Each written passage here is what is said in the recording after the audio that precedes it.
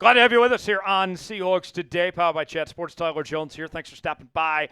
We are breaking down the top players the Seahawks could extend this offseason, guys that they are looking to keep around long term. We're going to go over their numbers. We also are going to talk about their potential fits long term and more coming up in just a moment. Let's start with DK Metcalf at the wide receiver position. And the wide receiver market has gotten very, very expensive right now. And you look at DK's value, he is thought to be worth about $76.5 million over a 3-year period. And before all of you come at me and say, Seattle doesn't have any cap space, how can they afford DK? We've already done the cut candidates video a week ago where we told you about how Seattle has the chance to open up about $77 million in cap space. So I don't want to hear any excuses about how Seattle can't afford a guy like DK or some of the others we're talking about here. They can pay that if they want to. The other option, obviously, is potentially trade him. And if they trade him, they still take on a $20 million cap hit, whether he's playing for Seattle or playing for somebody else. So with all that in mind, I'd rather pay him and keep him than I would trade him. Not to mention, a few years ago, if you would have traded DK, you could have gotten a first-round pick. Those days have come and gone. I'm not going to get the value for DK of what he's really worth. And say what you want about DK. I know some of you don't like his antics. You get frustrated with the personal foul penalties and his attitude and all that. Believe me, I totally understand. But he's been arguably the most consistent player on this Seahawks team for the last 5+ seasons. He definitely has been the most consistent player offensively. This past year, even with the games he missed, and he stayed relatively healthy throughout his career as well, still almost had 1,000 receiving yards with JSN going with 1,100. Had 1,100 yards in 2023, over 1,000 in 2022, nearly 1,000 in 2021 as well. DK, I'm not moving on from DK. I'll pay DK to keep him around. Not to mention, you keep DK, you take some of the pressure off of JSN as well, and you open up this offense. And if you're going to lose Tyler Lockett, I don't want to be losing DK Metcalf in the process as well. Do you agree with me? I think Seattle should extend DK. What do you think? Type E for extend, D for decline. You might get an ad break while the ad's playing. Get your votes in and let us know. E for extend, D for decline. Up next, we find Geno Smith at the quarterback position for Seattle. And it's interesting with Geno. A lot of talk right now about his future. He wants a new contract. He wants to stay in Seattle long term. Are the Hawks willing to pay him the money long term? And what does long term look like? Is it just a year? Is it 2 years? Is it 3 years or more potentially? The projection with Geno is kind of tough because we see people like Spotrac say that he's valued at about $37 million. But then you look at the quarterback market and it continues to go up, and then you have to compare it with what other teams would be willing to pay Geno.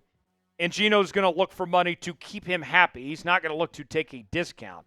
I think about 2 years, $80 million, a team option on the second deal, and then you move around the cap to give you some flexibility for this year potentially. I think that's realistically what you're looking at with Geno. What I would say is when it comes to Geno Smith and his long-term prospects is that Seattle should view Geno as a year-to-year thing. I think that based on where Seattle is at this year in the draft, picking 18, and this not being a great class for quarterbacks, you're going to bring Geno back next year. Even if you do end up drafting a quarterback, they need to sit behind Geno and learn before they're ready for that process. And then you kind of go from there, and you don't need to give him this long 4 or 5 year deal because, folks, on top of everything else we just mentioned, he's 34 years old. He's not a spring chicken. He's not getting any younger. And you don't tend to get better with age in your late 30s. Geno coming off a solid season, 21 touchdowns, 15 interceptions, with just an awful offensive line that he sat behind. And he's been solid for Seattle. I think he's been underappreciated. Will he ever be a franchise quarterback? Certainly not. But he's doing his part. He's doing what's asked of him of being a bridge quarterback. And to think that he got Seattle out of the Russell Wilson situation as well, with all things considered, he has done his job on that front. Should the Seahawks bring back Geno Smith? What do you think? Type Y for yes, N for no. Would you give an extension to Geno to keep him around for a while? Weigh in and let us know. Today's show is sponsored by PrizePicks. PrizePicks is the place to go for daily fantasy made easy. Here's how it works. You choose 2 or more players on any given category. Get the choice of more or less. Whether you're talking fantasy points in football, rebounds in basketball, goals in hockey, all sorts of different categories to choose from. Go to PrizePicks.com/CLNS, promo code CLNS. And with PrizePicks, you can get up to 1,000 times your money. And PrizePicks is offering you, folks, $50 to play for free when you play $5. You don't even have to win to get the money. Just go to PrizePicks.com/CLNS, promo code CLNS. The big game is almost here, and it's now or never. Don't miss out on the last football game of the season with PrizePicks, the best place to win cash while watching the big game. PrizePicks is giving away a free pick for the big game where Patrick Mahomes will only need to throw 1 yard to win. If you're correct on at least one more stat projection, you can win real cash. Yes, you heard that right. Go to PrizePicks.com/CLNS, promo code CLNS. The link is in the comments and description of today's video. PrizePicks, proud partner of Seattle Seahawks Today. PrizePicks, run your game. Up next, Charles Cross at the offensive tackle position. Had a solid rookie campaign. Second season, he was dealing with injuries. And then his third year was a breakout campaign. It was the best version of Charles Cross we've seen in his entire career. And with just how unstable the interior was, with Abraham Lucas coming back from injury, he was the only constant, the only player you could depend on this offensive line. And protecting Geno's blind side, I need him around for a while. I can't let Charles Cross walk out of that door. If you think this offensive line is bad now, just wait till you see what it looks like without Charles Cross. 4 years, close to $68 million is what he's likely going to command, and I think he's earned it. I think that Charles Cross has proven enough. He found a way to fight through that injury and come back and put up a really, really good campaign. And if you need the numbers to back it up, Pro Football Focus gave him some really good grades. These are right up there with some of the best offensive linemen in the entire league. Close to 1,100 snaps, an overall grade close to 83, a pass block grade of 82. His run blocking, which was considered a weakness when he was drafted out of Mississippi State, that's come a long ways. A 78 grade run blocking wise. I like what I've seen from Charles Cross. He doesn't need to go anywhere. Do you believe in Charles Cross? Are you all in on the cross? Type B for believe, D for don't. Weigh in and let us know. Seahawks Today continues to bring you the best Seahawks coverage you won't find anywhere else, as we're bringing you our daily news and rumors. We're doing live shows, not just once, but twice a week on Mondays and Wednesdays now. And on top of that, folks, we're bringing you breaking news. I don't care if I'm in my apartment or if I'm on the road. If something happens, we're going to bring you a video as quick as we can here on the channel. Subscribe now for the latest happenings on your favorite team all off-season long. The best part about it, 100% free. Don't have to pay a single thing. Subscribe now, youtube.com/Seahawks TV. Up next is Boye Mafe at the outside linebacker position. And Boye had a bit of a down year this year compared to his second season when he led Seattle in sacks. And that actually, long-term, might be to Seattle's benefit that he had a bit of a down year because his price tag went down from what it potentially could have been, as you're looking at Boye getting probably about a 3-year, $36 million deal. With that said, I don't think this is urgent for Seattle to extend Boye Mafe. I think you have bigger priorities of guys you need to take care of, and maybe you want to see what he potentially offers this season. What does he have in store for year 4? Can he take a big step up, or is this just who he is? Was the 2023 campaign the best version of Boye Mafe, or can he be a dominant pass rusher in the National Football League? All of that remains to be seen. I want to keep Boye around, but I have more important things to take care of first as far as that goes. Who's a player the Seahawks should extend? We've gone over a couple names. We have a few more to get to before we wrap up. Who comes to mind? Get in that comment section. Let us know a player Seattle should extend.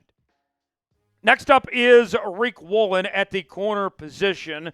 Riq Woolen had a fantastic rookie season, was a Pro Bowler.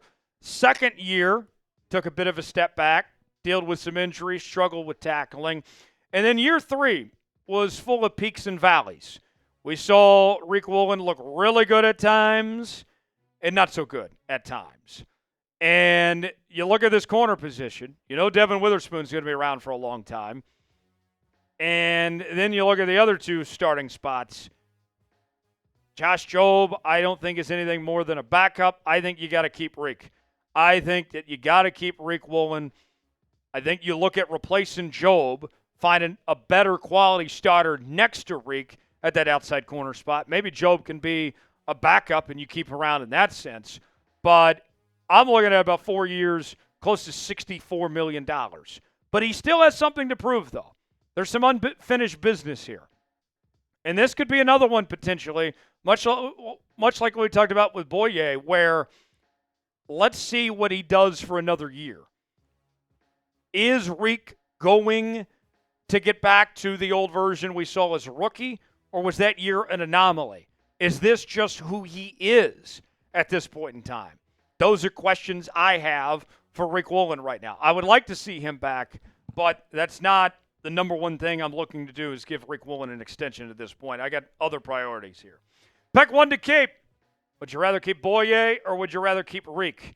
Type BM for Boye Mafe. Type RW for Riq Woolen. Weigh in the comments section. Let us know.